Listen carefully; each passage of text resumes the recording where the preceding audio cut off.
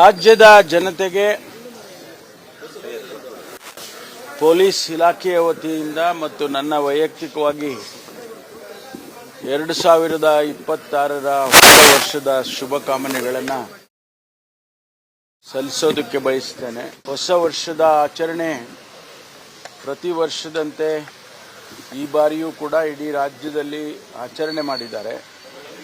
ವಿಶೇಷವಾಗಿ ಬೆಂಗಳೂರಿನಲ್ಲಿ ನಾವು ನಿರೀಕ್ಷೆ ಮಾಡಿದ್ದು ಇನ್ನೂ ಹೆಚ್ಚು ಜನ ಇದರಲ್ಲಿ ಭಾಗವಹಿಸ್ತಾರೆ ಅಂತೇಳಿ ನಿರೀಕ್ಷೆ ಮಾಡಿದ್ವಿ.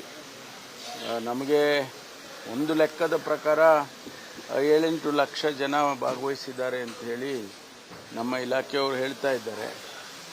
ನಾನು ಕೂಡ ಕಮಾಂಡ್ ಸೆಂಟರ್ನಲ್ಲಿ ಕೂತು ರಾತ್ರಿ 1:30ವರೆಗೂ ಕೂತ್ಕೊಂಡು ವೀಕ್ಷಣೆ ಮಾಡಿದ್ದೇನೆ. ಎಲ್ಲೆಲ್ಲಿ ಏನೇನು ಆಗ್ತಾ ಇದೆ, ಇಡೀ ಬೆಂಗಳೂರಿನ ಸಿಟಿಯಲ್ಲಿ ನಾವೇನು ಯಾವ ರೀತಿ ಆಯೋಜನೆ ಮಾಡಿಕೊಂಡಿದ್ದೋ ಶಾಂತಿಯಿಂದ ನೆಮ್ಮದಿಯಿಂದ ಆಗಬೇಕು, ಆಚರಣೆ ನೆಮ್ಮದಿಯಿಂದ ಆಗಬೇಕು ಅಂತೇಳಿ ನಾವು ಅದಕ್ಕೆ ಒಂದು ಘೋಷವಾಕ್ಯವನ್ನು ಕೂಡ ಕೊಟ್ಟಿದ್ದು. ಸೆಲೆಬ್ರೇಟ್ ರೆಸ್ಪಾನ್ಸಿಬಲಿ, ಅಂದರೆ ಜವಾಬ್ದಾರಿಯಿಂದ ನೀವು ಆಚರಣೆ ಮಾಡ್ಕೊಳ್ಳಿ ಹಾಗೆ ಅಂತೇಳಿ ಮಾಡಿದ್ದಾರೆ. ಮೊದಲನೇದಾಗಿ ಅವರಿಗೆಲ್ಲರಿಗೂ ಕೂಡ ಅಭಿನಂದನೆ ಸಲ್ಲಿಸ್ತೇನೆ.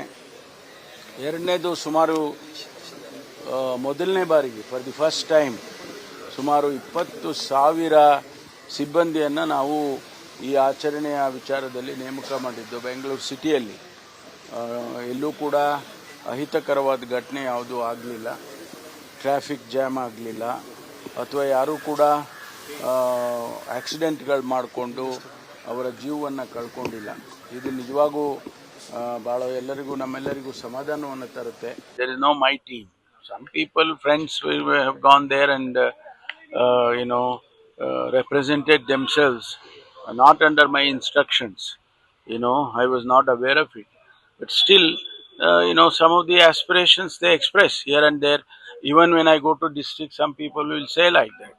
So that's all their interest, but ultimately it is the high command which takes decisions.